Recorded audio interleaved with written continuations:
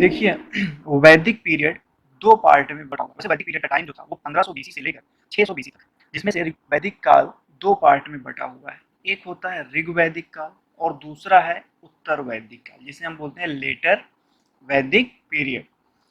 जो ऋग्वैदिक काल का जो समय है वह 1500 बीसी से 1000 बीसी है, और जो लेटर वैदिक काल का समय है वो 1000 बीसी से 600 बीसी तक।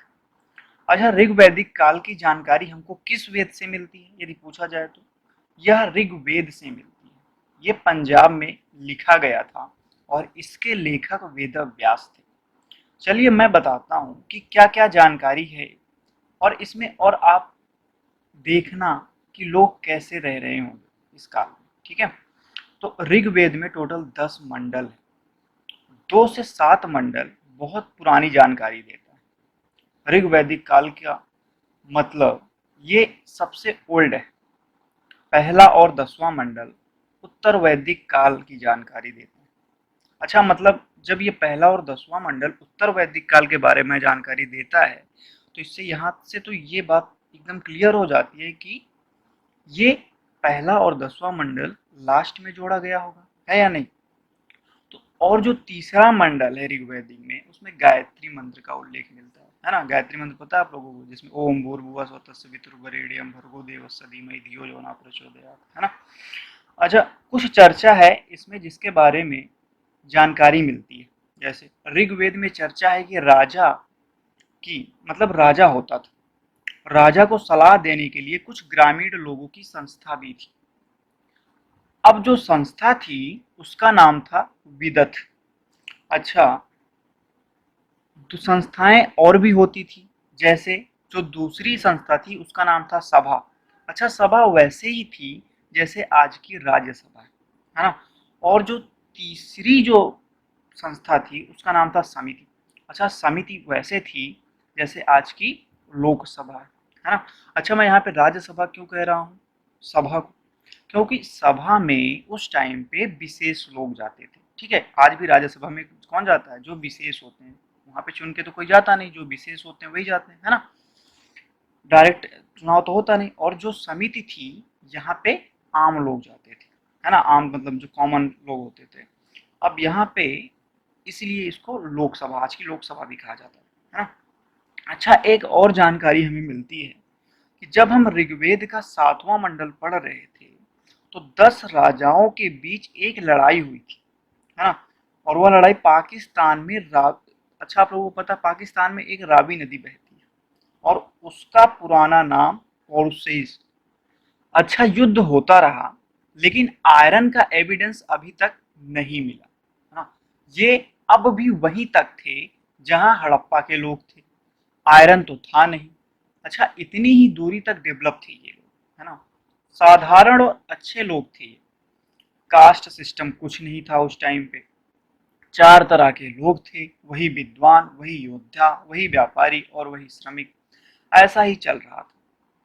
लेकिन ये अचानक से एक क्रांतिकारी परिवर्तन हो गया। पहले लड़ाइयाँ बहुत होती थी तलवार से, सबसे ज़्यादा लोहा और बारूद से। अच्छा, यदि आप लोग बाबर को देखें तो बाबर ने सबसे पहले बारूद का प्रयोग उसी ने किया था, है ना। तो बारूद का इस्तेमाल करके ही जीते थे ये लोग।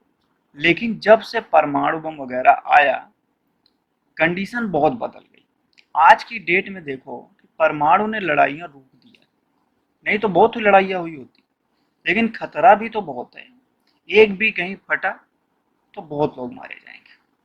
अच्छा, क्रांतिकारी परिवर्तन 1000 ईसा पूर्व आया जब आयरन खोजा गया। और आयरन ये कहाँ पे खोजा गया, लोहा कहाँ पे खोजा गया, यूपी में एक अंतरजी, ठीक है, अंतरजी खेड़ा एक स्थान है यूपी में, वहां पे खोजा गया था। और जैसे ही इनको लोहा मिला, अच्छा ये बताओ ये लोग क्या करेंगे, लड़ने लग जाएंगे? नहीं, जंगल काट कर खेती करेंगे। ग्रामीण लोग थे। और जब जंगल कटे तो पंजाब, हरियाणा, दिल्ली, यूपी, बिहार सबसे बढ़िया एग्रीकल्चर का क्षेत्र बन गया। जंगल कटे, खेती करने लगे, किसान अच्छा खासा टैक्स देने लगे। और अब राजा का भी एरिया बढ़ेगा। और जब राजा ताकतवर होगा, ठीक है, तो जब ये सारी चीजें होगी तो राजा ताकतवर होगा या नहीं होगा? होगा। अब बड़े बड़े राज्य अस्तित्व में आने लगे। उत्तर वैदिक काल में जैसे दिल्ली के आसपास एक राज्य था कुरु, जहाँ पे कौरव, दुर्योधन, भीष्म पितामह, याद है कि नहीं? उसके बाद फिर बरेली था, बदायूं था, फर्रुखाबाद, यूपी, इस साइड राज्य अस्तित्व में। पंचाल, ठीक है, जहाँ पे द्रौपदी, ठीक है, पांचाली की जो द्रौपदी थी। कहने का मतलब ये है कि उत्तर वैदिक काल में बड़े बड़े राज्य अस्तित्व में आने लग गए। अच्छा, भारत में लोग, यूपी बिहार में लोग डेवलप कर गए, और जैसे ही इतना हुआ, राजाओं की ताकत बढ़ने लगी। राजा बड़े बड़े व्यक्ति बन गए, अश्वमेध यज्ञ करने लगे, बड़े बड़े यज्ञ करने लगे, है ना? अश्वमेध यज्ञ, राजसूय यज्ञ, राजा ताकतवर होने लगे। पर राजाओं को ताकत देने और यज्ञ करवाने का काम कौन करता था? पुरोहित करते थे। ये पुरोहित ही सबसे विद्वान लोग थे उस टाइम पे।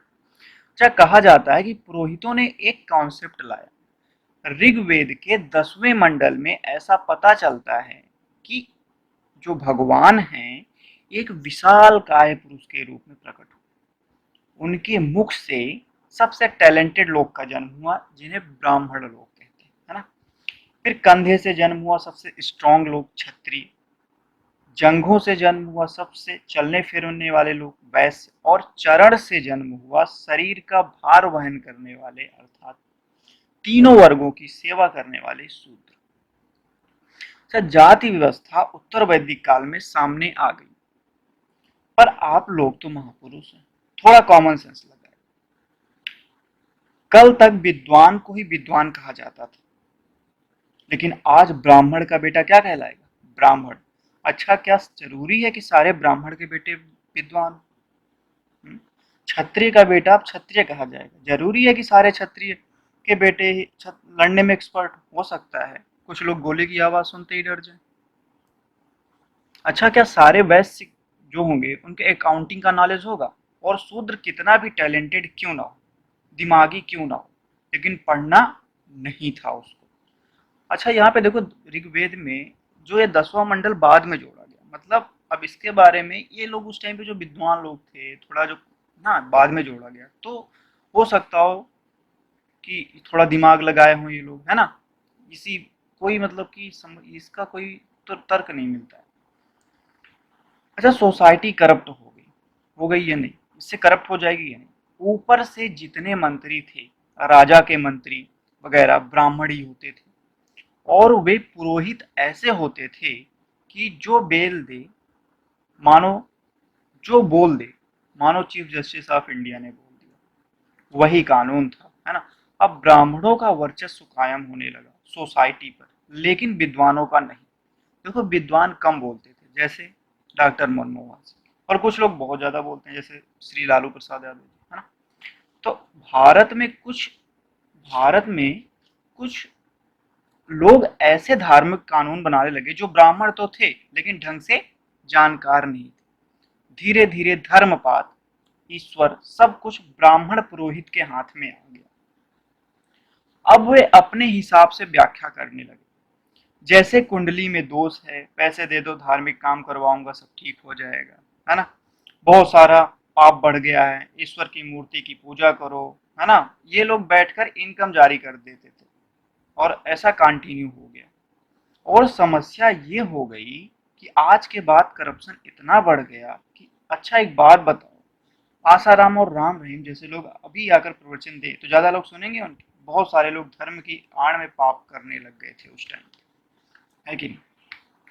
जब सोसाइटी करप्ट हो गई, समाज के लोग तंग आ गए इन चीजों से, और ऐसी हालात में 600 ईसा पूर्व तक सॉरी 600 ईसा पूर्व तक आते आते, उत्तर वैदिक काल खत्म होते होते तक, बिहार के बगल बंगाल के निकट नेपाल में दो महापुरुष पैदा हुए, महावीर स्वामी और गौतम बुद्ध। दोनों लोगों ने करप्शन को दूर करना चाहा, और दोनों लोग जंगल में जाकर कठोर तपस्या करने लगे। और जब वो तपस्या करके वापस आए और समाज में बताया कि ईश्वर नहीं होते, तो अब बताओ, ईश्वर ही नहीं तो किसकी मूर्ति पूजा होगी, है कि नहीं? जाति प्रथा को नकार दिया। अच्छा, ये दोनों क्या कर रहे थे? करप्शन दूर कर रहे थे। और इनका साथ कौन दे रहा था? शूद्र वर्ग। अच्छा ये बताओ, शूद्र वर्ग देगा कि नहीं? क्योंकि सबसे ज्यादा अपमानित लोग कौन थे? वही थे, है ना। उनका सबसे ज्यादा शोषण हो रहा था उस टाइम। ये लोग इनके पक्ष में हो गए, है ना। ब्राह्मण यज्ञ करवाने लगे। बार ब्राह्मण क्या करवाते थे? यज्ञ करवाते थे, बलि चढ़वाते थे जानवरों की। और बताओ, जब जानवर ही नहीं हो गए तो जो व्यापार कैसे करेंगे लोग वहाँ उस टाइम पे? तो भाई, व्यापार करने के लिए भी तो जानवर की आवश्यकता होती है। तो जो वैश्य थे वो भी इनके पक्ष में हो गए, बहुत सारे क्षत्रिय इनके पक्ष में हो गए। लेकिन जिस देश में भगवान राम, श्री कृष्ण और हनुमान जी की कहानियां सुन सुन के बच्चे बड़े हो, अगर कोई कह रहा है कि ईश्वर नहीं होते तो लोग छोड़ेंगे उसे? यही रोड पर खड़ा कर दो और 5 मिनट तक चिल्लाओ कि ईश्वर नहीं है, ईश्वर नहीं है, छठे मिनट अस्पताल में ना मिल जाओ तो मुझे बताओ। लेकिन याद रखना, महावीर स्वामी और गौतम बुद्ध का कोई कुछ नहीं कर सकता था, चाहे कितना भी ताकतवर ब्राह्मण क्यों ना हो, क्योंकि ये दोनों राजा के बेटे थे। अच्छा अब बताओ, राजा के बेटे का कोई कुछ बिगाड़ सकता है? नहीं बिगाड़ सकता, है ना। तो उत्तर वैदिक काल के खत्म होते होते क्या शुरू हो गया? बौद्ध और जैन धर्म। जैन तो पहले से ही था, महावीर स्वामी ने उसे आगे बढ़ाया। दोनों लोग समाज की बुराइयों को दूर करना चाहते थे। लेकिन आप तो जानते हैं, दोनों लोग कहते थे कि मूर्ति पूजा नहीं करनी, लेकिन आज की डेट में इन्हीं की मूर्ति पूजा होती है, नहीं होती? एक बात और, कुरु और पांचाल राज देख रहे हैं आप, ये दो थे और धीरे धीरे कितने हो गए? 16 हो गए। काशी, कौशल, अंग, मगध, वज्र, मल्ल, चेदी, वत्स, कुरु, पंचाल, मत्स्य, सुसेन, अश्वक, अवंती, गांधार, कंबोज, सूरसेना वगैरह, है ना। इनमें से एक था मगध, बिहार में। और मगध के बगल छत्तीसगढ़ और झारखंड जो था, लोहा बड़ा अच्छा था। मगध ने लोहा लेकर वंश बनाए, सेना बनाई, अगल बगल कब्जा करना शुरू कर दिया। गौतम बुद्ध महावीर स्वामी के समय में एक साम्राज्य बनने लगा और उसका नाम था मगध साम्राज्य।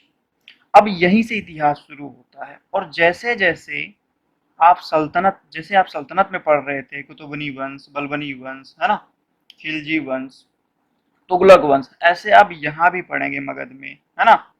हर्यक हर्यक वंश, सुनाग वंश, नंद वंश, है ना, मौर्य वंश, कंठ, सुंग, कि कैसे वैदिक काल खत्म होते होते करप्शन कितना बढ़ गया था। अच्छा, इन करप्शन को दूर करने का प्रयास कौन कर रहा था? एक थे महात्मा बुद्ध और दूसरे थे महावीर स्वामी। ये दोनों जंगल गए, घोर तपस्या की, और जब वापस आए तो इन्होंने समाज में जाकर करप्शन को दूर करने का प्रयास किया। अच्छा, जो गौतम बुद्ध थे, जो महात्मा बुद्ध जी थे, उन्होंने बौद्ध धर्म की स्थापना की, ठीक है।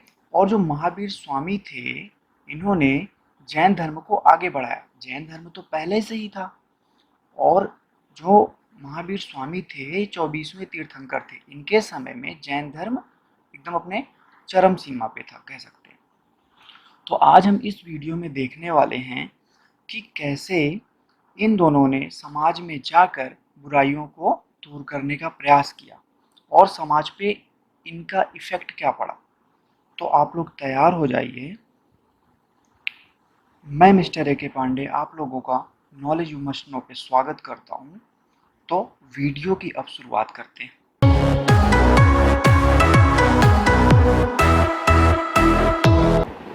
अच्छा, मैंने आपसे कहा था कि दोनों लोगों ने समाज की बुराइयों को दूर करना चाहा, है कि नहीं?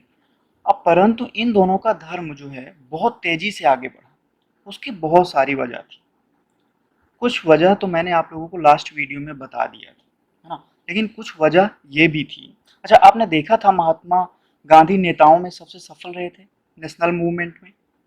वजह क्या थी? लोगों के बीच में जाकर आम लोगों जैसा व्यवहार करते थे। नेताओं वाला कोई एटीट्यूड नहीं था।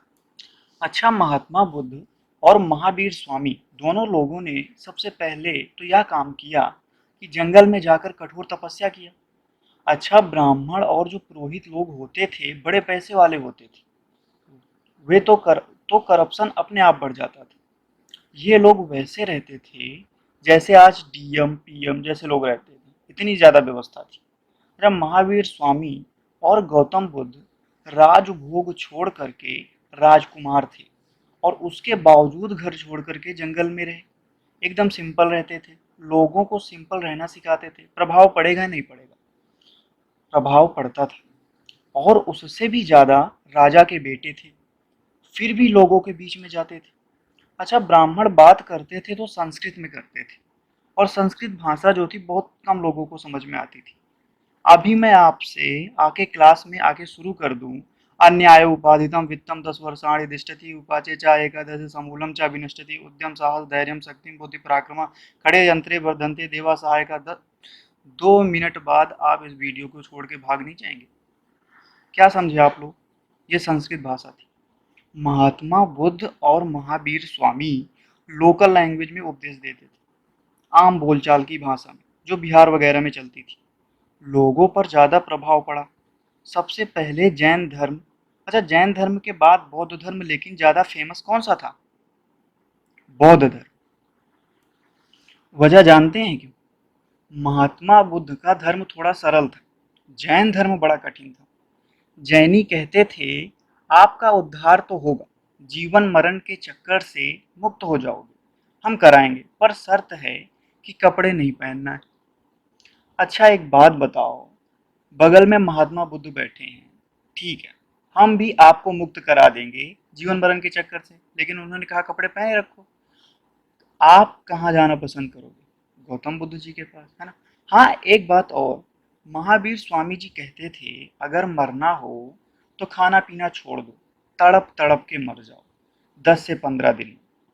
नहीं तो और अच्छा मूड हो, अगर चौथी पांचवी मंगल मंजिल पर चढ़ जाओ और वहीं से रोड पर कूद जाओ, 10-15 दिन तक खूब तड़पो और फिर मर जाओ। अच्छा, अगर और ज्यादा अच्छा मूड बन रहा हो तो जो चावल के ऊपर भूसियाँ नहीं होती है, उसका ढेर बनाओ, नीचे से माचिस लगाओ और ऊपर बैठ जाओ, 4-5 दिन तक सुलगे धीरे धीरे। ऐसा ही होता है, ये आप जानते हैं, जैनी लोग ऐसा ही करते हैं। अच्छा, क्यों करते हैं? ताकि जो पाप वगैरह हो वो कट जाए। यदि पाप नहीं कटेगा तो फिर से जन्म लेकर आना पड़ता है। अच्छा, ये स्वर्ग नर्क नहीं मानते थे, ईश्वर नहीं मानते थे, हाँ, लेकिन पुनर्जन्म जरूर मानते थे। तो थोड़ा सा सिस्टम ऐसा था इन लोगों का। परंतु महात्मा बुद्ध में ऐसा कुछ नहीं था, ठीक है? इसलिए जैनियों से आगे बौद्ध धर्म बढ़ गया। आप लोग रीजन समझ रहे हो कि बौद्ध धर्म आगे क्यों ज्यादा बढ़ गया? ठीक है। अच्छा, आप लोगों को पता है उत्तर वैदिक काल में, लेटर वैदिक पीरियड में जो महिलाएं थी उनकी कंडीशन बहुत ज़्यादा खराब थी। एक बहुत ज़्यादा विद्वान महिला थी उत्तर वैदिक काल में, जिनका नाम था गार्गी, वो मिथिला से थी।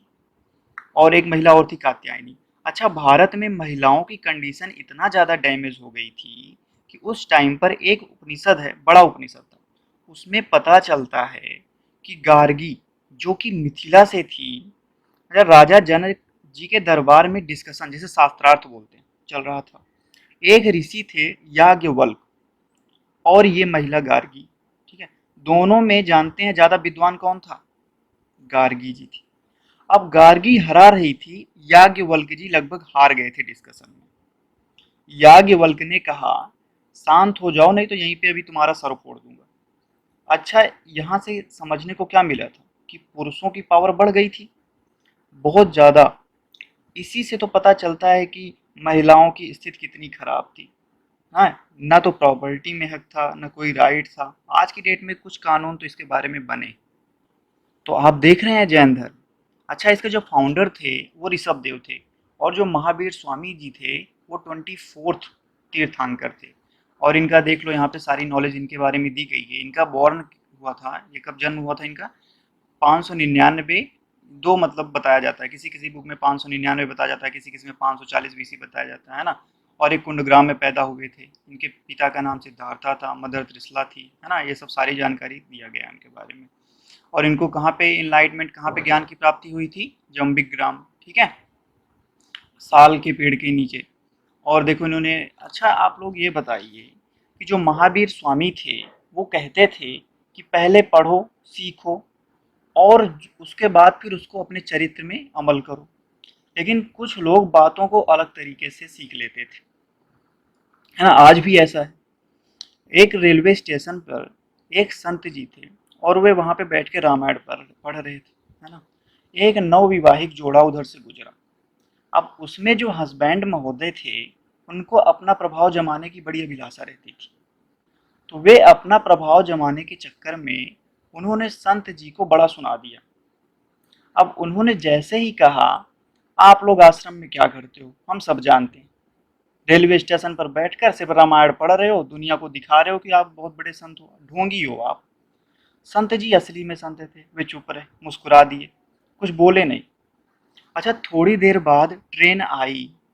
जिस ट्रेन से संत जी को जाना था, उसी ट्रेन से उनको भी जाना था, ठीक है, जो नवविवाहित जोड़ा था उनको भी जाना था।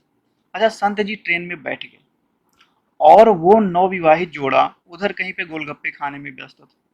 अच्छा, उनको लगा जैसे ही ट्रेन आएगी तो दौड़ा के पकड़ लेंगे। ट्रेन आई, ट्रेन चल पड़ी और हस्बैंड महोदय दौड़ के ट्रेन में चढ़ गए और फिर डीडीएलजे स्टाइल में, है ना, हाथ बढ़ा दिया, सोचा अपनी मूवी यहाँ पे चला दी जाए। और देखिए कि ना हर कोई शाहरुख खान हो सकता है और ना ही हर कोई काजोल, और ऊपर से मूवी मूवी होती है। मूवी में ट्रेन की स्पीड तब तक नहीं बढ़ेगी जब तक अमरीश पुरी डायलॉग बोल नहीं देंगे कि जा सिमरन जा। रियल लाइफ नहीं है। ट्रेन की स्पीड बढ़ गई, हस्बैंड महोदय ट्रेन पर और वाइफ रेलवे स्टेशन पर छूट गई। अब उस लड़के के कंधे पर संत जी ने पीछे से हाथ रखा और कहा, बेटा कभी रामायण पढ़ी है? लड़के ने कहा कि मूड मत खराब करो, 100 बार पढ़िए। उन्होंने कहा मूड मत खराब करो, 100 बार पढ़िए, आपसे बड़ा संत हूं मैं, अभी दिमाग मत खराब करो। संत जी ने कहा सीरियस बोल रहा हूँ, हकीकत में पढ़ी है? लड़के ने कहा बिल्कुल पढ़ी है। संत जी ने कहा तो रामायण से कुछ सीखा क्यों नहीं? अगर सीखा होता तो आज ऐसी कंडीशन नहीं होती। तुलसीदास जी ने लिखा है कि राम भगवान घर से जब जंगल जा रहे थे तो रास्ते में नदी पड़ी, भगवान राम ने नाव मंगाई और तुलसीदास ने लिखा है केवट से तब नाव मंगाई, प्रिया चढ़ाए चढ़े रघुराई। मतलब भगवान राम ने केवट से नाव मंगाया, पहले सीता जी को चढ़ाया फिर खुद नाव पर चढ़े। बेटा अगर इतना सीख गए होते तो पहले पत्नी को ट्रेन में चढ़ाते फिर खुद चढ़ते, उसके बाद चाहे तुम मिल्खा सिंह बन जाते चाहे हुसैन बोल्ट। इसका मतलब यह हुआ कि पढ़ने के बाद सीखो और चरित्र में भी लाओ। महावीर स्वामी जी कह रहे थे कि ज्ञान के लिए मुझ पर भरोसा रखो। अब ये बताओ, पता लगे मेरा शिष्य बनने आए और मैं कह रहा हूँ ईश्वर नहीं होते, और आप कहो क्या बात कर रहे हो, फालतू की बात मत करो, कल हनुमान जी तो आए थे सपने में, ऐसा कैसे नहीं होते? मतलब तब तो कोई मतलब ही नहीं निकला। फिर तो पहले मैं जितना कहूँ उस पर भरोसा रखो, फिर जितनी बात मैं कहूँ उसको जानो कंप्लीट रूप से। अर्थ का अनर्थ मत करो। भाई अर्थ का अनर्थ बहुत से देखो, जहाँ पे बहुत पुराने समय में गांव में कुछ लोग रहते थे, है ना, और वे कम पढ़े लिखे थे और वे शहर की तरफ जा रहे थे। रास्ते में आग लगी थी। एक ने कहा, तीन चार लोग थे, तो एक ने कहा गुरुजी ने पढ़ाया है कि जले पर नमक छिड़कना, है ना, वहीं के वहीं अप्लाई कर दिया इन लोगों ने। हर जले को पकड़ पकड़ कर नमक छिड़का। कुछ ही समय के बाद एक व्यक्ति घर बनवा रहा था, उसकी तरफ एक सांप बढ़ रहा था। एक ने कहा भाई गुरुजी ने कहा है नेकी कर। अच्छा, लोगों ने सांप को मार दिया, नेकी का काम कर दिया। दूसरे ने कहा कि तुम क्लास में नहीं थे। पूरा सेंटेंस यह नहीं है, पूरा सेंटेंस है नेकी कर दरिया में डाल। अब उन लोगों को समझ नहीं आया कि दरिया में सांप को बहाना था या जिसको बचाया उसको बहाना। अब जिसको बचाया था उसी को ले जाकर कुएं में फेंक दिया। उसी दिन ये लोग इतना पिट गए कि दोबारा गांव चले गए। अच्छा, महावीर स्वामी जी कह रहे थे कि मेरी बातों को ढंग से जानो, और जानो ही मत, उसे चरित्र में भी लाओ। इतना जान लो, अपने आप उद्धार हो जाएगा। इसलिए उसको क्या कहा जाता है? तीर्थ कहा जाता है। लेकिन महावीर स्वामी की जब डेथ हुई, उसके बाद इस धर्म में थोड़ा सा विवाद हो गया। विवाद इतना सा था कि कुछ लोग कह रहे थे कि सफेद कपड़े पहनने की छूट तो दे दो, यूं बिना कपड़ों के घूमना अच्छा नहीं लगता, और खास करके जंगल के बाहर। कुछ लोगों ने कहा, देखो ऐसा है, जब महावीर स्वामी बता कर गए हैं कि कपड़े नहीं पहनना, तो नहीं पहनना। अब उसमें आधे लोग ऐसे थे जिन्होंने कहा कि हमें सफेद कपड़े पहनना है, और आधे ने कहा कि हम नहीं पहनेंगे। अच्छा, 527 और कहीं कहीं पे होता है 468 बीसी में, बिहार में पावापुरी में जब महावीर स्वामी जी की डेथ हो गई, तो अब इनके बाद यह धर्म दो भागों में बट गया।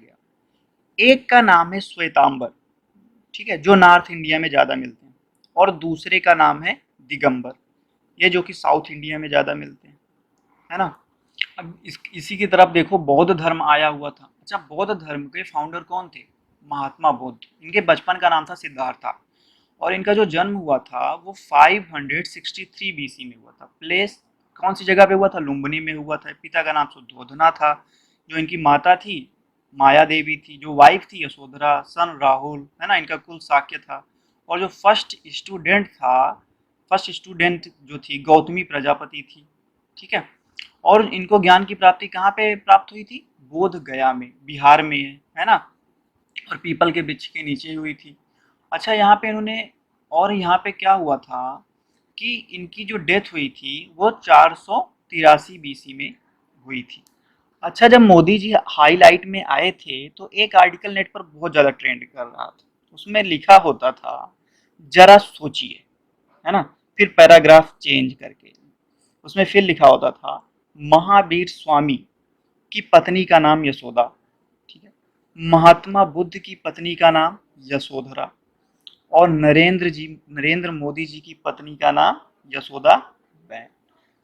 फिर आगे फिर लिखा होता था, महावीर स्वामी, महात्मा बुद्ध, मोदी।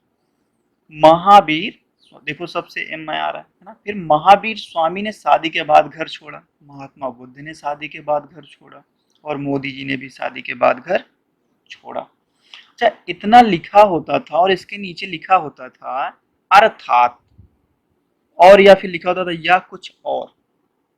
बाकी आप विचार करते रहिए मामला क्या है ना। अच्छा, हो सकता है कि आज के 100 साल बाद लिखा जाए कि धरती पर एक महापुरुष हुए जिन्होंने महावीर स्वामी और बुद्ध के बाद घर छोड़ दिया, जंगल में गए, ज्ञान की प्राप्ति की, ज्ञान प्राप्ति के बाद देश सेवा की जिम्मेदारी उठाई, और नरेंद्र दामोदर दास मोदी, ब्रैकेट में नमो, के नाम से प्रसिद्ध हुए। अच्छा, महात्मा बुद्ध जी जो थे, उन्होंने बहुत बहुत सी चीज पकड़ ली, बहुत कॉमन सी चीज पकड़ ली। इन्होंने कहा कि सर्वत्र दुख ही दुख है। अब सबको बात सही लगे कि हाँ भाई, दुख कहाँ नहीं है ना। अब दूसरी बात इन्होंने बताई कि दुख का कारण है ना, sorrow to be, reason behind sorrow. अच्छा, फिर उन्होंने कहा दुख समाप्त हो सकता है। अच्छा, लोग लाइन लगा के खड़े हो जाएंगे कि नहीं, कि कैसे कैसे, है ना। अब इन्होंने फिर आगे बताया चौथा मार्ग, दुख दुख समाप्ति के मार्ग, और इसमें इन्होंने 8 मार्ग बताया, जिसे हम लोग अष्टांगिक मार्ग कहते हैं। अच्छा, यहाँ पे ये पूछा जाता है चीजें कि इनके टाइम पे चार बौद्ध काउंसिल हुई है ना। पहला हुआ है राजगढ़ में, और इसके जो राजा थे इस टाइम पे अजात शत्रु थे, और महाकश्यप कौन थे? अध्यक्ष थे। 483 बीसी में हुई थी। ऐसे दूसरी वैशाली में हुई है, राजा काल अशोक थे। फिर पाटिलपुत्र में हुई है, राजा उस समय अशोक थे, है ना। फिर कुंडलवन में हुई थी, राजा उस समय पे कनिष्क थे। अच्छा, जैन धर्म के टाइम पे भी 2 काउंसिल हुई थी। एक पाटिलपुत्र की गौतम बुद्ध के समय में और महावीर स्वामी जी के समय में टोटल 16 राज्य थे, और उन्हें महाजनपद कहा जाता था। और उसमें एक महाजनपद खुद को स्ट्रांग बना रहा था, मगध। अच्छा, मगध में मगध साम्राज्य बन गया, और मगध में एक वंश शासन कर रहा था।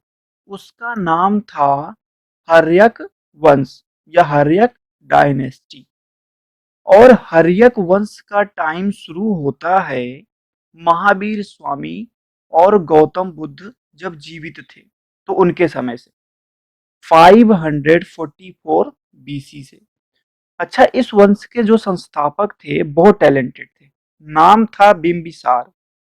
इन्होंने गौतम बुद्ध और महावीर को कहा कि मैं आप दोनों के धर्म को फॉलो करूंगा, दोनों को फॉलोअर बन गए, है ना। ये दोनों धर्म को मानने वाले थे। आप तो जानते हैं कि पॉलिटिकल बेनिफिट के लिए शादियां होती थी। 500 शादियां की थी महानुभाव ने उस समय पर। अच्छा, 500 रिलेटिव मतलब 500 रिलेटिव, और हर जगह की सेना मगध से निकलकर उत्तर भारत पर कब्जा करने लगी और साम्राज्य बन गया। अब सोचो जरा, आप कितने अमीर रहे होंगे, कल्पना कीजिए आप। एक इनका डॉक्टर था, नाम था जीवक। मध्य प्रदेश में एक जगह है अवंती, तो वहां पे एक किंग था जिसका नाम था प्रद्योत। अपना डॉक्टर जीवक इलाज कराने के लिए वहां पे इन्होंने भेजा था उस राजा का। लोग काबिलियत होने लगे थे मतलब। लेकिन दुर्भाग्य का विषय कि बिंबिसार के अपने ही बेटे अजातशत्रु ने बिंबिसार की हत्या कर दी। इतिहास में पहला एग्जाम्पल है अपने पिता को मारने का। लेकिन जैसे को तैसा, आजाद शत्रु के आजात शत्रु के बेटे उदयन ने आजात शत्रु की हत्या कर दी। पिता को मारा, बेटे के हाथों मारे गए। उदयन ने ही पटना का पुराना नाम पाटिल पुत्र शहर को इन्होंने ही बसाया। अच्छा, इन्होंने ही कैपिटल को पाटिलपुत्र ट्रांसफर कर दिया। अच्छा, पाटिल इससे पहले जो अजात शत्रु जो राजा था के टाइम पे कैपिटल कहाँ थी? कैपिटल ही काउंसिल होती थी। अब उदयन ने पाटिलपुत्र को कैपिटल बना लिया। लेकिन हर्यक वंश का एक आखिरी राजा हुआ, लास्ट किंग हुआ, नाम था नागदशक। और नागदशक को शिशुनाग नामक एक व्यक्ति ने डस लिया और नागदशक की मौत हो गई। ऐसा हो सकता है? दोनों के नाम में नाग है, एक ने दूसरों को मार डाला। अच्छा, अब यहां से हर्यक वंश खत्म हो गया।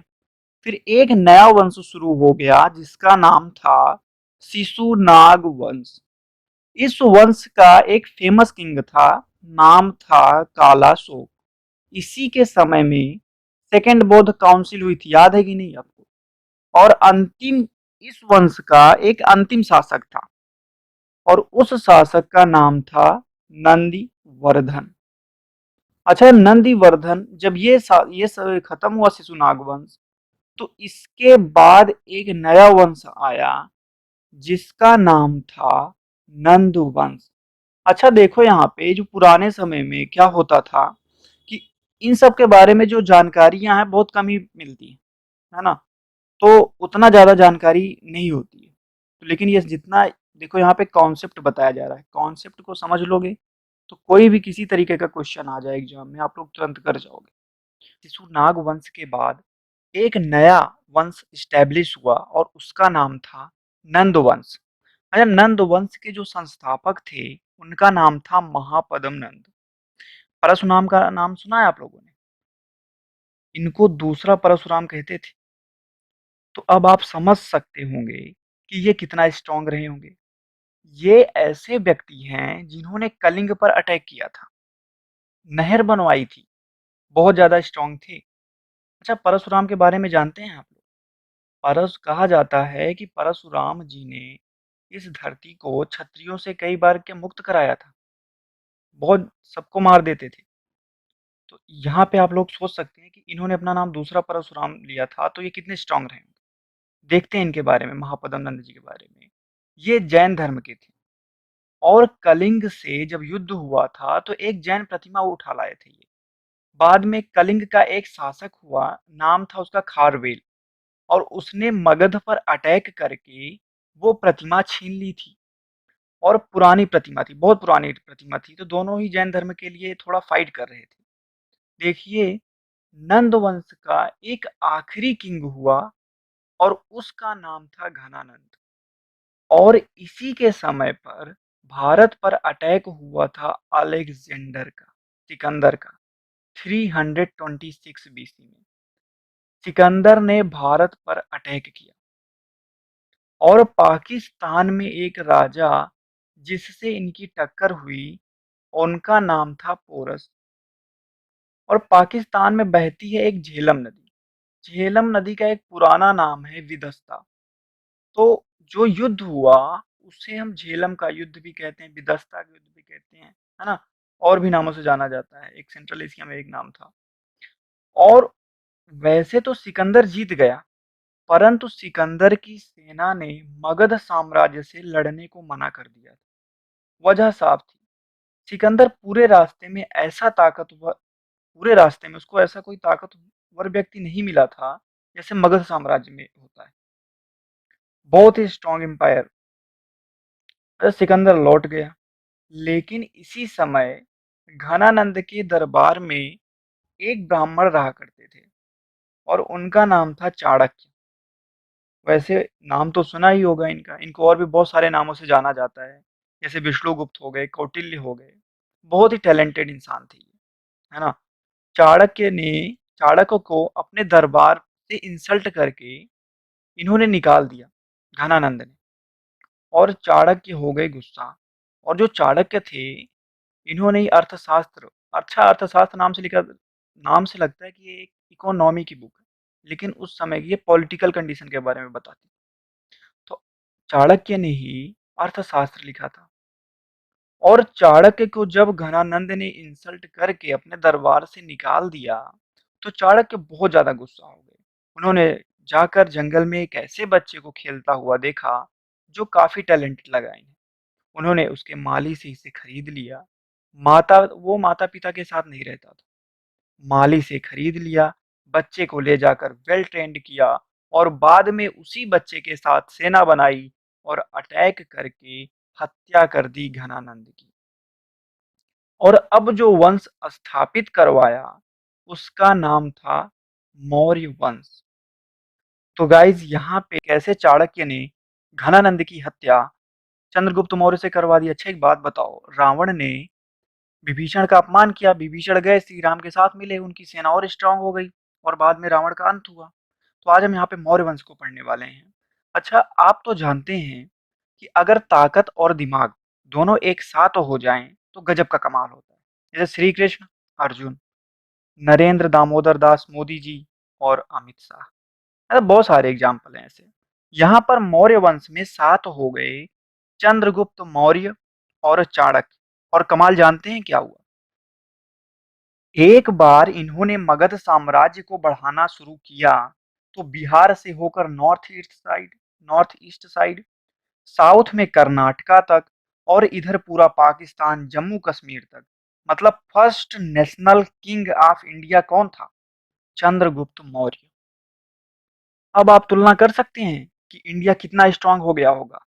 दुनिया में इनके सामने इतना ताकतवर कोई नहीं था। एक सिकंदर का कमांडर था सेल्यूकस, और वो सेंट्रल एशिया पर शासन करता था। उसको लगा कि चलकर ये चंद्रगुप्त मौर्य को हराते हैं। 305 305 बीसी में अटैक किया, नाम था सेल्यूकस।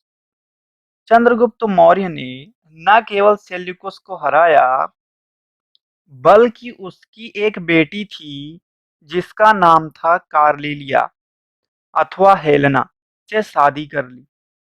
तो इसे कहते हैं first national king and first international relation, Chandragupta Maurya का। इतना टैलेंट तो दिखाया ही, इन्होंने साथ ही और दिखाया। एक समय पुर्तगालियों ने, आपको याद होगा या आगे पढ़ेंगे हम, एक समय पुर्तगालियों ने अपना मुंबई अंग्रेजों को दहेज में दे दिया था। और आपको पता है चंद्रगुप्त दहेज में क्या लाए थे? सेल्यूकस से कांधार लेकर आए थे। और कांधार कहाँ पर है? अफगानिस्तान। मतलब चंद्रगुप्त मौर्य का एरिया अब कहाँ तक बढ़ गया था? कांधार, मतलब अफगानिस्तान तक। सेल्यूकस का एक एम्बेसडर था और नाम था उसका मेगस्थनीज। इसने एक बड़ी ही फेमस पुस्तक लिखी है, इंडिका। और बहुत सारी जानकारी हमें यहाँ मिलती है यहाँ से। और एक बात और कि चंद्रगुप्त मौर्य ने एक झील बनवाई थी गुजरात में, सुदर्शन झील। और इसका पर्पज क्या था? इसका पर्पज था कि एग्रीकल्चर को बढ़ावा मिले, है ना? अच्छा, पर एक बात यह समझ में नहीं आती कि एक ब्राह्मण का शिष्य जैनी कैसे हो गया? मतलब चाणक्य जो थे वो तो ब्राह्मण थे, लेकिन जो चंद्रगुप्त मौर्य थे लास्ट में इन्होंने जैन धर्म को स्वीकार कर लिया। बिहार में अकाल पड़ा हुआ था, लोग खाने के लिए मर रहे थे। चंद्रगुप्त मौर्य एक जैन भिक्षु जिनका नाम था भद्रबाहु, उनके साथ चले गए कर्नाटका। और मैंने आपसे कहा था कि जब जैन धर्म और बौद्ध धर्म का जो वीडियो है इसमें देखिए, मैंने पूरा बताया हुआ है कि जब जैनी मरते हैं तो खाना पीना छोड़ देते हैं, तड़प तड़प कर मरते हैं। ये श्रवणबेल गोला, ये कर्नाटका में है। जाकर चंद्रगुप्त मौर्य ने खाना पीना छोड़ के तड़पते हुए अपनी जान दे दी।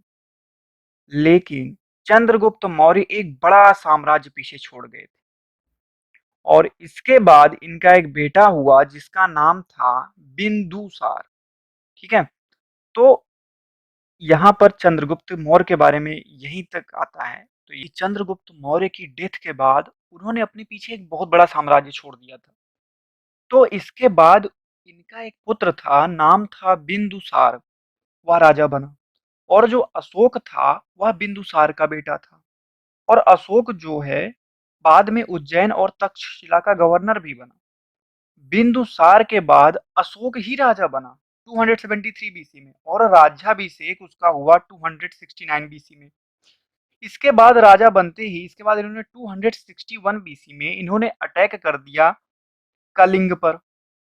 वैसे अशोक लड़ने के बड़े शौकीन थे, लेकिन कलिंग में इस बार इतनी ज्यादा मौतें हुई कि अशोक ऐसी मौतों को देखकर ये सोच बैठे कि इतने लोग मारे गए तो मतलब ही क्या है।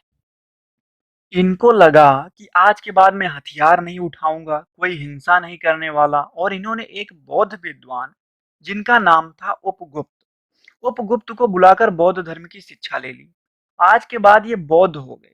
लेकिन एक बात याद रखिएगा कि अगर शासक कह रहा है कि मैं हथियार नहीं उठाऊंगा और देश पर अटैक हो गया तो देश हार जाएगा? नहीं हार जाएगा।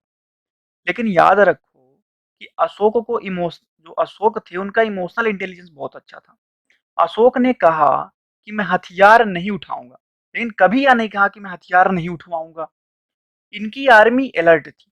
आर्मी से कहा था कि कोई भी आए तो छोड़ना मत, जाने मत देना उसे।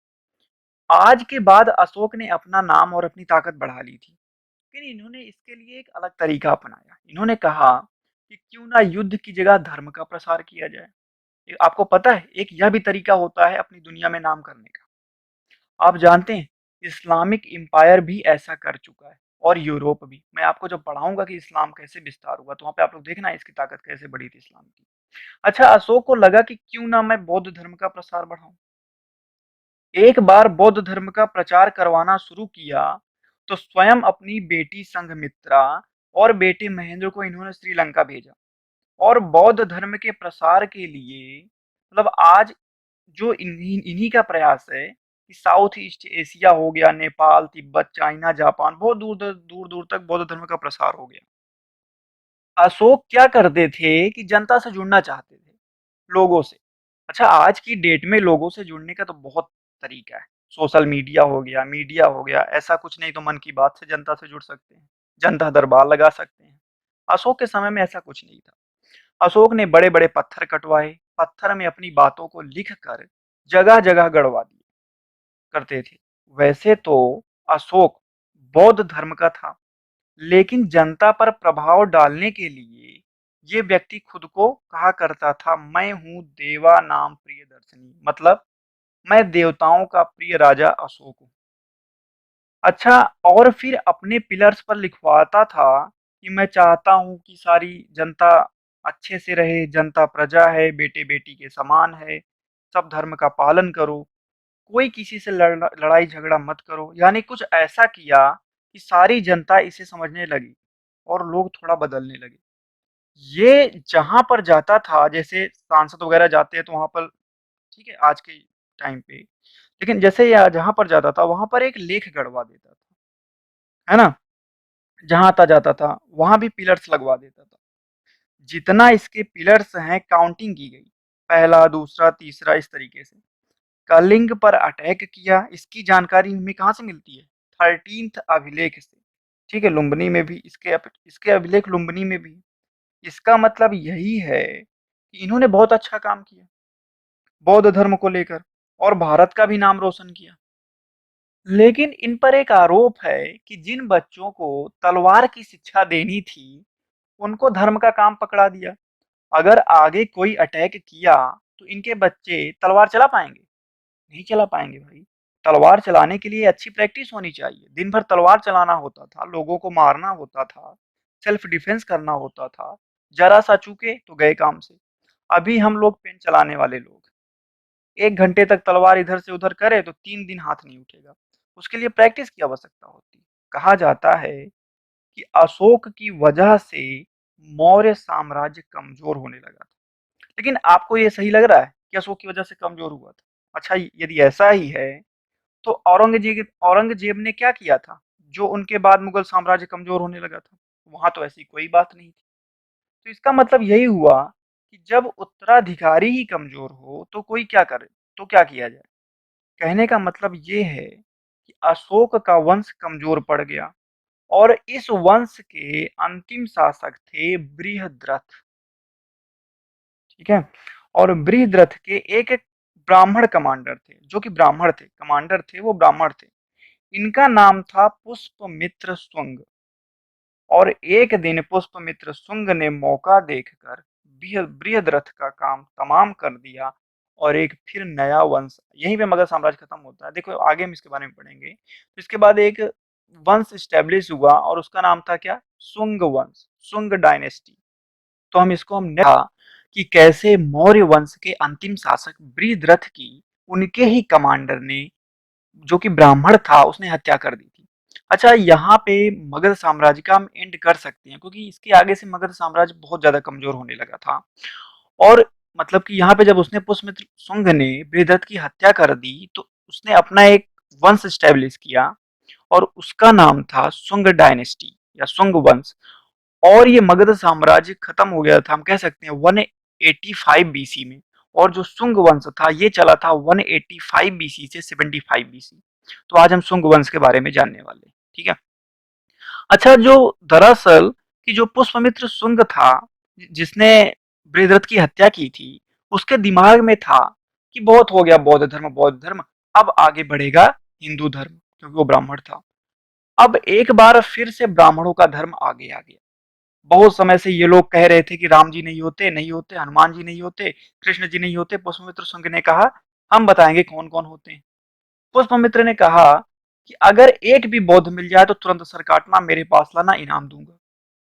और जितना भी बौद्ध स्तूप दिखे, कहते हैं 84,000, 84,000 बनवाए थे अशोक ने, एक एक को तोड़ डाला। बहुत सारे टूट गए, सांची वगैरह वाले बच गए, बहुत सारे टूट गए। अच्छा, आज के बाद फिर ब्राह्मणों ने अपना टैलेंट दिखा दिया। देखो, मेरा दोष मत देना, मैं सिर्फ बता रहा हूं आप लोगों को। ठीक है। अब ये आरोप लगाया जाता है कि फिर से ब्राह्मण आगे आए, उन्होंने लोगों को जोर जोर से शोर मचाकर बुलाया कि कहा कि मेरे पास आओ, गौर से सुनो, राज की बात बताता हूँ। उन्होंने कहा लोगों से कि महात्मा बुद्ध कौन थे? लोगों ने कहा भाई कौन थे महात्मा बुद्ध? ब्राह्मणों ने कहा भगवान विष्णु को जानते हैं? लोगों ने कहा बिल्कुल बिल्कुल जानते हैं भाई। कहा भगवान बुद्ध भगवान विष्णु के 9वें अवतार थे। अभी 10वां अवतार होगा फ्यूचर में, कल की। अच्छा, एक बात बताओ कि ये भगवान बुद्ध हमेशा कहते थे कि मूर्ति पूजा नहीं होगी, नहीं होगी। बाद में उन्हीं की मूर्ति पूजा होने लगी कि नहीं? ऐसे ही होता है। अच्छा, 10 अवतार पढ़ना भगवान विष्णु के, 9वां नाम क्या मिलेगा? भगवान बुद्ध। अब जब अजगर की तरह पूरा का पूरा बौद्ध धर्म ही निगल लिया तो अब बौद्ध धर्म रह गया? नहीं रह गया। यह भी भारत में बौद्ध धर्म के पतन का एक कारण है। चाइना और जापान की मूवी देखोगे ना तो बुद्ध जी के बिना खत्म नहीं होगी वो। हमारे यहाँ भगवान बुद्ध जी को मतलब उतना महत्व तो नहीं है। लेकिन एक बात और, आज की डेट में मौर्य शासन कमजोर हो गया था। फायदा कुछ विदेशियों ने भी उठाया। सेंट्रल एशिया में भरे पड़े थे लोग, उन्होंने भारत पर अटैक कर दिया था।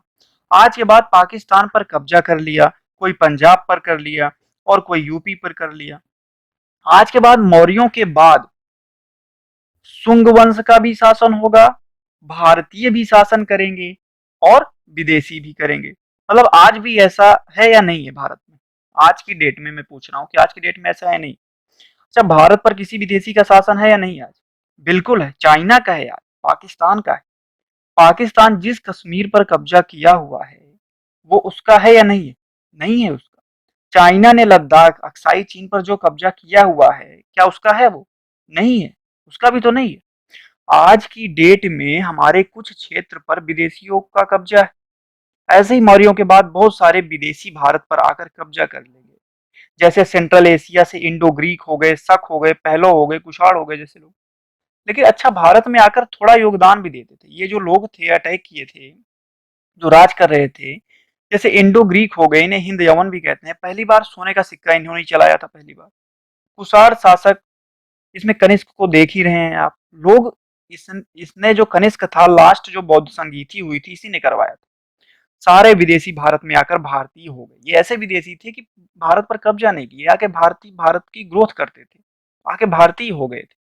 अच्छा, लेकिन आज से मौर्यों के बाद कई सारे भारतीय वंश भी होंगे। जैसे शुंग वंश हो गया, कंठ वंश हो गया, सातवाहन वंश हो गया, गुप्त वंश हो गया, एक से बढ़कर एक। इन्हें हराने की क्षमता दुनिया में किसी के पास नहीं थी। अगर आप ये सोच रहे हैं कि पुष्पमित्र शुंग के वंशजों को विदेशियों ने हराया था, तो आप गलत सोच रहे हैं। बस पुष्पमित्र शुंग का पूरा ध्यान नहीं था भारत पर, और जहां नहीं होता था वहीं पर आकर कुछ लोग बस गए। बस इतना ही था। और लेकिन आज के बाद विदेशियों का भी शासन होगा और भारतीयों का भी। ठीक है? तो आज का वीडियो मौर्य वंश के बाद, मतलब मगध के बाद का इंडिया कैसा था, मौर्य वंश के बाद का भारत कैसा था। अच्छा, हम पिछले वीडियो में पढ़ चुके हैं कि कुछ विदेशी भी आ गए थे, मतलब शुंग वंश के साथ साथ भारत पर विदेशी और भारतीय दोनों राज्य करते थे, है ना। तो आज यहाँ पर मैं आपको विदेशियों का क्रम समझाऊंगा, और फिर जब भारतीयों का क्रम समझाऊंगा तो वहां तक समझाऊंगा जहां तक भारत शासक वर्ग था। ठीक है, जहां पर उसके बाद फिर भारत कमजोर कैसे हुआ, वहां से मिडवल हिस्ट्री स्टार्ट हो जाती है। तो उसके बाद एक लास्ट वीडियो लाएंगे। ठीक है, तो आप लोग देखते जाइए। सबसे पहले मैं आप लोगों को समझा रहा हूँ विदेशियों का क्रम। तो अभी तो आप देख रहे हैं कि हम बहुत स्ट्रांग है, आगे और स्ट्रांग होंगे, इसी कॉन्सेप्ट के साथ बढ़ेंगे। तो कैसे भारत गुलाम हुआ, ठीक है, आगे। तो कैसे भारत गुलाम हुआ, एक ये न्यू वीडियो आएगा लास्ट में। तो अच्छा, देखते रहिए आप लोग, इसके आगे देखिए कि पहले विदेशी शासकों को समझते हैं। ठीक है, आप लोग देखना, क्रम पे ध्यान देना जरूरी है, क्योंकि ये, ठीक है, समझ आता है एग्जाम में। अच्छा, जो पहला अटैक था वह था हिंद यवनों का। इंडो ग्रीक लोग थे ये ऐसे विदेशी थे जो भारत आए और भारतीय हो गए। इन्हें हिंद यवन भी कहते हैं। पहली बार सोने का सिक्का इन्होंने ही चलाया था। अच्छा, दूसरे नंबर पे जो अटैक था वो शकों का था। ठीक है, इनका जो एक फेमस किंग था उसका नाम था रुद्रदामन, और ये हिंदू धर्म को मानने लगा। मतलब जो भी आए उस टाइम पे मौर्य वंश के बाद, वो भारतीय हो गए, यहाँ पे ग्रोथ करने लग गए थे। ठीक है, कोई मतलब वो इरादा नहीं था कि चल के कब्जा करते हैं, ये करते हैं। ठीक है, ये सारे विदेशी थे लेकिन भारत में आकर भारतीय हो गए थे। तीसरे नंबर पर अटैक था पहलवों ने किया था, और अगला लास्ट अटैक था वो कुषाणों का था। और इस प्रकार 4 आक्रमण एक के बाद एक हुए थे। अच्छा, कुषाणों में जो फेमस किंग था वो कनिष्क था, और उसकी कैपिटल थी पेशावर। इसने एक शक संवत शुरू किया था 78 एडी में। इसी के समय हीनयान और महायान बटा था, चौथी बौद्ध काउंसिल में। याद है, कनिष्क के समय पे लास्ट बौद्ध काउंसिल हुई थी। इसी के समय में अफगानिस्तान में गांधार और यूपी में है मथुरा, और यही दो जगह के कलाकारों ने भगवान बुद्ध की मूर्ति बनाई थी। पूछा जाता है ना कि गांधार कला और मथुरा कला किस टाइम पर डेवलप हुई, तो कनिष्क के। तो कनिष्क के चीन पर आक्रमण किया, रेशम मार्ग एक सिल्क रूट होता था उस पर कब्जा कर लिया, जो यूरोप को चाइना से ऐड करता था। अच्छा, कनिष्क के दरबार में विद्वान भी थे, जैसे चरक हो गए, ये फादर ऑफ किसके थे, मेडिसिन थे। सुश्रुत हो गए, ये फादर ऑफ सर्जरी थे। नागार्जुन थे, ये आइंस्टीन ऑफ इंडिया थे, मतलब इंडिया के आइंस्टीन कहलाते थे। अच्छा, मगधों में हमने लास्ट में कौन सा वंश पढ़ा था, मौर्य वंश। वो कब तक था, 185 बीसी। यहाँ पे विदेशियों का क्रम था। अब हम भारतीयों को देखेंगे। ठीक है, तो अब हमने देखो भारतीयों को देखने से देखो भारतीयों को देखेंगे तो कौन शासन कर रहा था? सुंग वंश शासन कर रहा था, और सुंग वंश ने शासन किया था 185 बीसी से लेकर 75 बीसी तक। अच्छा, जो पतंजलि थे, ठीक है, ये पुष्पमित्र शुंग के टाइम के थे, उनके पुरोहित थे। शुंग के बाद एक वंश आया, उसका नाम था कंठ वंश। ये 75 बीसी से 30 बीसी तक थे, और इसके जो फाउंडर थे वे वसुदेव थे। ठीक है। और अगला जो प्राचीन समय में जो सबसे ज्यादा राज करने वाला वंश है इंडिया पर, ठीक है, ये है सातवाहन वंश।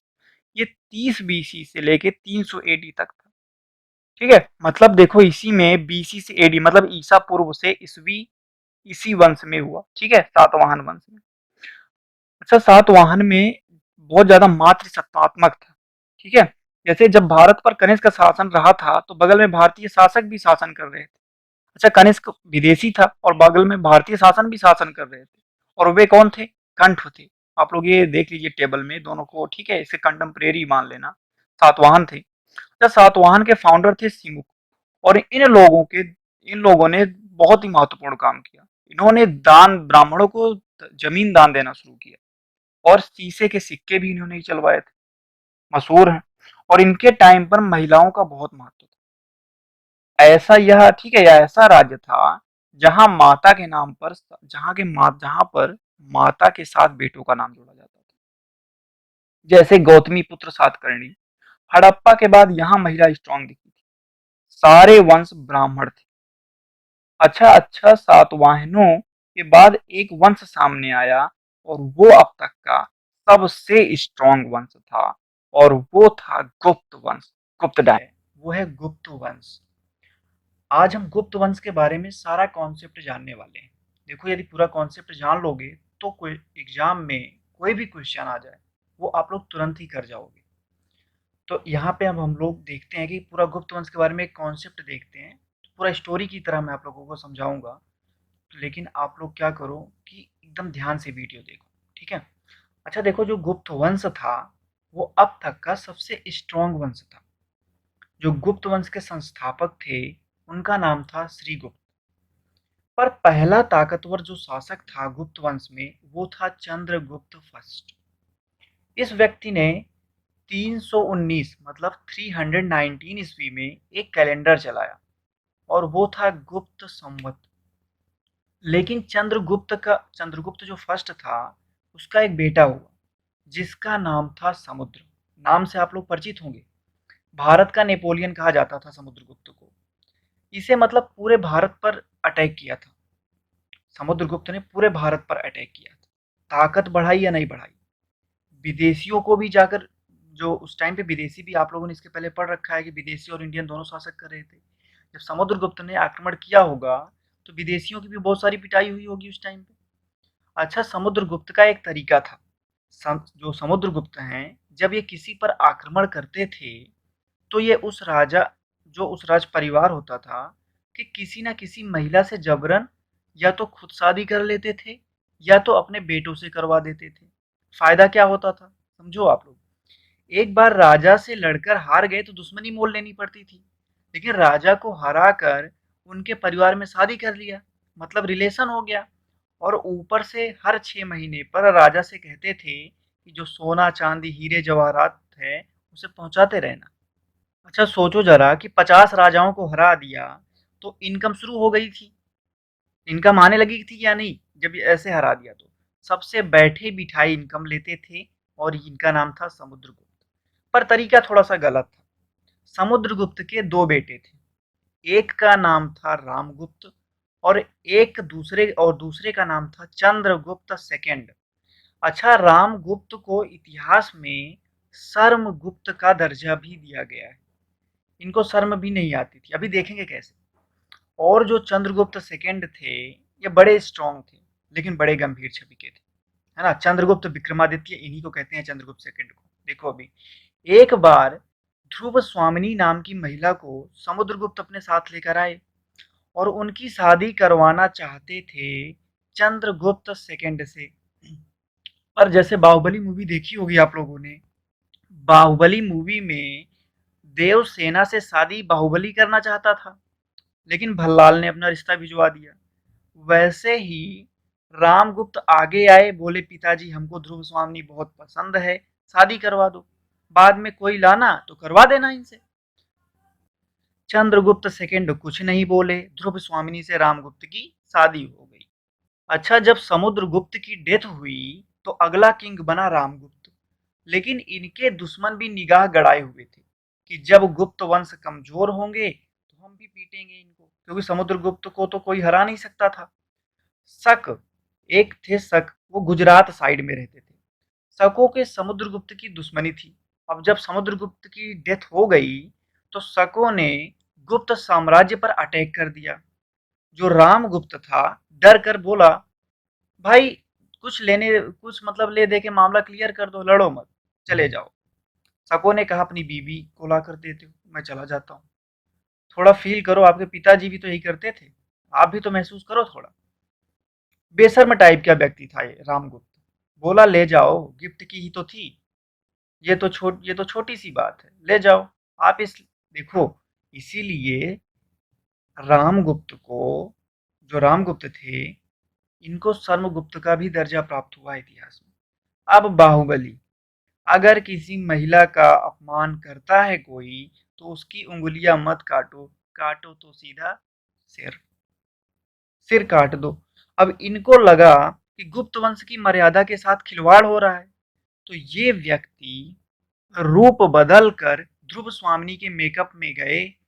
चंद्रगुप्त सेकंड पहले शक राजा का गला काटा, वापस आए अपने बड़े भाई का गला काटा, फिर विधवा ध्रुव स्वामिनी के गले में जयमाला डाल दी और विधवा पुनर्विवाह का एग्जाम्पल पेश कर दिया। और अब शासक बन गए चंद्रगुप्त सेकंड। बाद में जाकर शकों का समूल विनाश कर दिया, एक एक को भी नहीं छोड़ा इन्होंने। इसीलिए इतिहास में ये कहे जाते हैं चंद्रगुप्त विक्रमादित्य। देख रहे हैं आप लोग, बहुत ही स्ट्रांग थे, ताकतवर थे। इन्हीं के दरबार में पहला चीनी यात्री आया था और वो नाम था उसका फाहयान, नाम सुना होगा आप लोगों ने। इन्हीं के दरबार में शोभा बढ़ाया करते थे महाकवि कालिदास, और इन्हीं की दरबार में रहते थे मैथ के अच्छे जानकर, जानते होंगे आप लोग, आर्यभट्ट। ये एस्ट्रोनॉमी भी जानते थे। अच्छा, वाराह मिहिर, ये भी खगोलज्ञ थे, ये भी इन्हीं के दरबार में रहते थे। दुनिया में इनसे पहले कोई रिसर्च वगैरह नहीं है, मतलब दुनिया में ये जो लोग थे खगोलज्ञ थे, ऊपर चांद सितारा जो भी नहीं है, इनके बारे में जो भी आजकल नॉलेज है, इनसे पहले की कोई रिसर्च नहीं मिलती विश्व के इतिहास में। और अगले व्यक्ति थे धन्वंतरी, इनको जानते होंगे आप लोग, फादर ऑफ आयुर्वेदा थे ये, बहुत स्ट्रांग थे ये लोग। ठीक है। अब चंद्रगुप्त द्वितीय के बाद इनका एक बेटा किंग बना, नाम था कुमारगुप्त फर्स्ट। ठीक है। और नालंदा विश्वविद्यालय का नाम सुना है आप लोगों ने? नालंदा विश्वविद्यालय, इन्हीं ने ही इसकी स्थापना किया था, कुमारगुप्त फर्स्ट ने। अच्छा, आप लोग ये बताओ, अभी मैंने आप लोगों को ध्रुव स्वामिनी बताया, ये ध्रुव स्वामिनी बुक किसने लिखी थी? आप लोग एक कमेंट में करके बताना, ठीक है। अच्छा, इसी के समय में सेंट्रल एशिया में एक जाति थी, वो हूड नाम से जानते थे, हूड। अच्छा, हूड इतने बर्बर थे, यूरोप पर अटैक करके बहुत सारे शहर ध्वस्त कर दिए थे। लेकिन जब भारत पर अटैक किया तो कुमारगुप्त का एक बेटा था जिसका नाम था स्कंदगुप्त फर्स्ट। ठीक है। और स्कंदगुप्त ने हूणों को बहुत बुरी तरीके से हरा दिया। ठीक है। सिर्फ स्कंदगुप्त फर्स्ट ने, स्कंदगुप्त नाम था। ठीक है। और उन्होंने हूणों को बहुत बुरी तरीके से हरा दिया। तो आपको लग रहा है दुनिया का कोई, जो दुनिया में कोई भी ताकत ऐसी हो सकती है जो गुप्तों को हरा सके? गुप्त वंश, अच्छा बताओ कब से कब तक था? 550 ईस्वी तक था। इसके कितने साल बाद भारत पर मुस्लिम अटैक शुरू हो जाएगा? लगभग 150 साल बाद, 150 साल बाद। मतलब आज की डेट में हम लोग इतने स्ट्रांग हैं, लेकिन 150 साल बाद, 150 साल बाद हम कमजोर हो जाएंगे कि नहीं हो जाएंगे? अच्छा, ऐसा हुआ क्या था? हम इसको देखेंगे, इस पूरा एनालिसिस करेंगे इसकी। ठीक है। अच्छा, याद रखो कि गुप्त वंश के बाद एक शासन हुआ, वो था पुष्यभूति वंश या वर्धन वंश। हर्षवर्धन का नाम सुना है आप लोगों ने? बहुत ही ताकतवर थे ये, और इनका शासन काल था 580 से लेकर 647 ईस्वी तक। जो हर्षवर्धन थे, ये जो बौद्ध धर्म था, बहुत अच्छे फॉलोवर थे। कन्नौज, यूपी और प्रयाग में बौद्धों की काउंसिल कराई थी इन्होंने। हर्षवर्धन के दरबार में ही आया था एक मशहूर चीनी यात्री, नाम था वेनसांग। लेकिन समस्या तब हुई जब हर्षवर्धन को एक राजा हुआ और जिसका नाम था पुलकेशिन द्वितीय। अच्छा, पुलकेशिन द्वितीय चालुक्य राजा था, ठीक है, और ने हरा दिया। अब भारत पर एक ताकतवर वंश का क्या हुआ, पूरा खत्म हो गया। यह जो पुलकेशिन द्वितीय था, ये अपने टाइम पे बहुत स्ट्रांग था। ये पहले तो पल्लवों से लड़ाई करता था अपने टाइम पे, जो इसके बगल में थे तमिलनाडु साइड में, ठीक है। उसके बाद इसकी ताकत इतनी बढ़ गई थी कि वहां पे गुजरात में रहते थे गुर्जर वगैरह लोग। गुर्ज वहां पे गया, इसने अटैक किया वहां पे, उन लोगों ने इसकी स्वाधीनता स्वीकार कर ली। लेकिन जो परिणाम वाला युद्ध था, वो किससे था, हर्षवर्धन से। और जब हर्षवर्धन क्या किया, हर्षवर्धन को इन्होंने हरा दिया, तो उसके बाद इनका क्या हो गया, कब्जा। लेकिन बाद में इनका पूरा साइड जो फोकस था साउथ की तरफ था, उधर अटैक होना शुरू हो गया। फिर भारत किसकी राह पे चल गया, गुलामी की राह पे। क्योंकि अभी हम नेक्स्ट वीडियो में देखने वाले हैं, और वो एंशियंट हिस्ट्री का लास्ट वीडियो होगा, एंड होगा। हे गाइस, भारत गुलाम कैसे बना, इस टॉपिक को समझने के लिए एक इमेजिन कीजिए कि आज के आज अगर सेंट्रल गवर्नमेंट खत्म हो जाए, हर राज्य पर से उसका कंट्रोल हट जाए, हर राज्य का सीएम खुद को किंग बना ले, तो सबसे पहले लोग दिल्ली की प्रॉपर्टी हड़पने के लिए अटैक कर देंगे या नहीं कर देंगे। सेंट्रल गवर्नमेंट की प्रॉपर्टी छीन लो, बाद में धीरे धीरे राज्यों पर सब पे क्या कर लेंगे, कब्जा कर लेंगे। यही हुआ था, आप लोगों ने लास्ट वीडियो में देख लिया था कि गुप्त डायनेस्टी कितना ज़्यादा स्ट्रांग थी। हमने पूरा कॉन्सेप्ट स्टोरी वाइज समझा था। उसके बाद एक राजा हुआ था पुष्यभूति वंश का, हर्षवर्धन। और जब हर्षवर्धन जी हार गए, तो जो केंद्रीकृत ढांचा था यह पूरा बिखर गया, टूट गया उस टाइम पे। अब जो वहां पे यूपी बिहार हो गया, पाकिस्तान हो गया, एमपी हो गया, पंजाब हो गया, जो वहां के शासक थे जिन्होंने स्वाधीनता स्वीकार की थी इन राजाओं की, उन्होंने अपने आप को पूरा स्वतंत्र घोषित कर दिया। कहा कि भाई अब तो हम तो किंग है, ये हमारा पूरा स्वतंत्र राज्य है, अब मुझे यहाँ से दूसरे राज्य से कोई लेना देना नहीं है। वो चीज पूरी खत्म हो गई थी उस टाइम पे। अब जैसे मान लो कि उस टाइम पे जम्मू कश्मीर पर कोई अटैक हो जाए, तो कोई जाए वहां पे, कोई जाता मदद करने। अगर कोई गुजरात पर अटैक करे तो उसे भी वो हरा देगा। क्योंकि अब कोई भी लड़ाई करेगा तो उसकी लड़ाई कहाँ से होगी, सिर्फ एक स्टेट से होगी, पूरे इंडिया से नहीं होगी। इंडिया पूरा टूटने लगा था। आज के बाद भारत जो है, उत्तर भारत और दक्षिण भारत में टूट गया। उत्तर भारत में बंगाल पर शासन हो गया था पाल वंश का, मतलब मात्र एक स्टेट में। अच्छा, कहा जाता है कि जो बंगाल में जो हिस्ट्री में जो पहला प्रमाणित राजा मिला हुआ है, उसका नाम था शशांक। शशांक बहुत ज्यादा स्ट्रांग राजा था। कहते हैं कि जब तक वो जिंदा था, हर्षवर्धन जी उसको नहीं हरा पाए थे। लेकिन जब वो मर गया, तब जाके हर्षवर्धन ने बंगाल पर कब्जा किया था। हर्षवर्धन के बाद फिर क्या हुआ था कि बंगाल पर एक वंश उभरा, उसका नाम था पाल वंश, और उसकी स्थापना गोपाल ने की थी। उसके बाद वहां पे धर्मपाल जी आए, उसके बाद उनके बेटे थे देवपाल। ये सब स्ट्रांग थे, तो था यहीं पे। और यूपी, अब आप लोगों ने देख रखा है कि भारत कई टुकड़ों में टूट गया था। यूपी पे शासन हो गया था चंदेल वंश का। उसके बाद एमपी पर शासन हो गया था परमार वंश का। इसके बाद गुर्जर या प्रतिहार वंश का राजस्थान में, चौहान वंश का दिल्ली और राजस्थान में। ये तो कुछ है। पूरे भारत जो है, पूरा भारत जो है कई भागों में टूटा। साउथ में भी टूटा, महाराष्ट्र, महाराष्ट्र पर शासन था राष्ट्रकूटों का।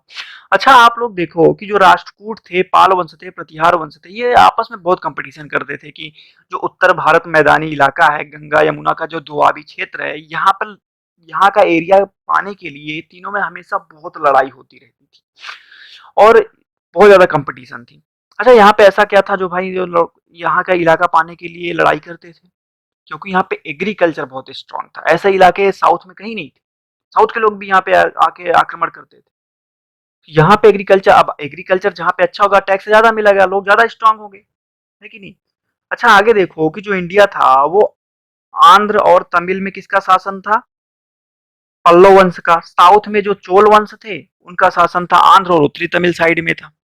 अब एक बात बताओ, अगर कोई विदेशी आक्रमण करे, तो उसका सामना एक राज्य से होगा या पूरे इंडिया से होगा। एक राज्य से होगा, हराना आसान होगा। लेकिन तब भी जो साउथ में एक जो चोल वंश था, आप देख रहे हैं, चोलों के राजा राजराज फर्स्ट की तुलना भगवान राम से की जाती है। भगवान राम जी बंदरों की सेना लेकर श्रीलंका पर अटैक करने गए थे। चोल शासक राजराज फर्स्ट श्रीलंका पर अटैक करके जीत लिया था और इसी खुशी में उन्होंने इसकी राजधानी क्या बनाई थी? तंजौर। तंजौर में राजराजेश्वर अथवा बृहदेश्वर नाम का एक बहुत बड़ा शिव मंदिर बनवाना है इन्होंने। अच्छा, इसी वंश का एक राजा था, बहुत ही स्ट्रांग था। उसका नाम था राजेंद्र फर्स्ट।